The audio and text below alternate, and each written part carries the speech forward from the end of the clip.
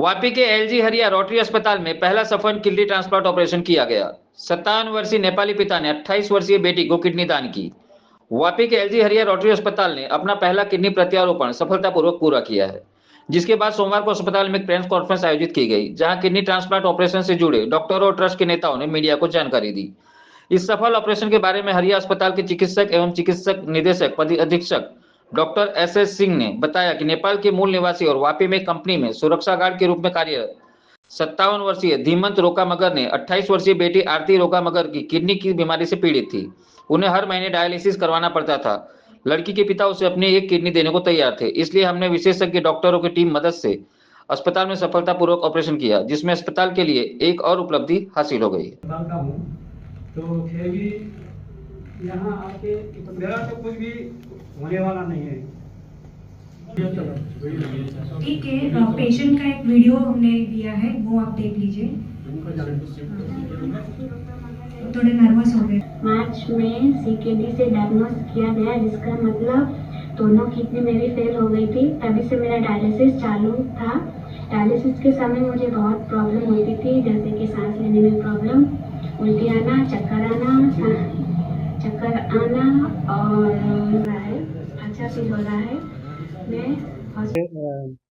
वाकई में एक बहुत बड़ा अचीवमेंट है पूरे साउथ गुजरात के लिए, वापी के लिए तो है ही, और हमारे हॉस्पिटल के लिए तो बहुत बड़ा एक माइलस्टोन है, क्योंकि हम लोग सभी चीज़ यहाँ करते हैं। ब्रेन सर्जरी भी होती है, हार्ट सर्जरी भी होती है, अभी कैंसर सर्जरी भी होती है। ये ट्रांसप्लांट के लिए हम लोग बहुत दिन से प्रयत्नरत थे। हम लोगों ने 1% भी हम लोग कोई रिस्क नहीं लेना चाहते थे। पूरी तैयारी के साथ फिर हमने पेशेंट का ऑर्गन ट्रांसप्लांट करवाया, और आज इस बात को ऑलमोस्ट 25 डेज हो गए हैं। पेशेंट टोटली ठीक है। उसका किडनी जो ट्रांसप्लांट किडनी है एकदम 100% फंक्शन कर रहा है। उसके फादर जिनने एक किडनी डोनेट किया वो भी टोटली हेल्दी हैं। हाँ, वो टोटली हेल्दी हैं, और वो अब तो अपने जो उनका लाइट वर्क है उसको अलाउड भी हैं। जो किडनी फेल होता है तो आपको मालूम है क्रेटिनिन जो है बहुत हाई हो जाता है। इस लड़की का तो शुरू में 7-8 था क्रेटिनिन, फिर डायलिसिस करते करते 5 पे आया, 4 पे आया। अब जैसे ही उसका ट्रांसप्लांट हुआ, नॉर्मल रेंज क्रेटिनिन का 1 से कम रहे तो बेस्ट है। इसका ऑलरेडी क्रेटिनिन ऑपरेशन के नेक्स्ट डे से ही 0.8 आ गया, जो कि नॉर्मल से भी अच्छा माना जाएगा, और आज की डेट में जो 0.8 ही है।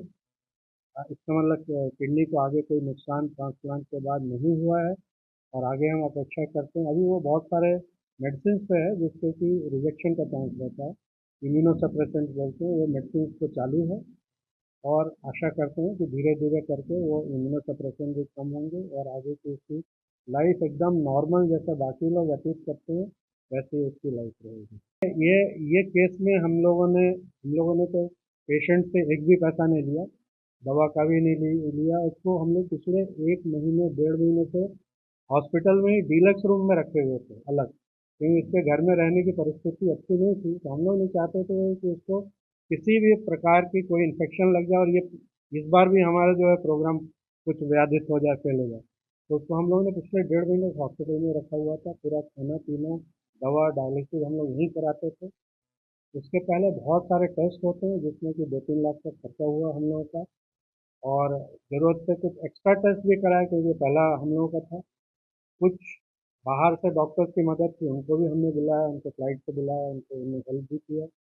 इस तरह से करके हमने कैलकुलेट किया तो इस बार ट्रांसप्लांट में हमारा करीब 12 लाख का खर्चा हुआ, परंतु हमने पेशेंट से एक भी पैसा नहीं लिया है। और जैसे कि आपने सुना है, उसके पिताजी ने बताया भी कि हमारा एक भी पैसा नहीं लगा।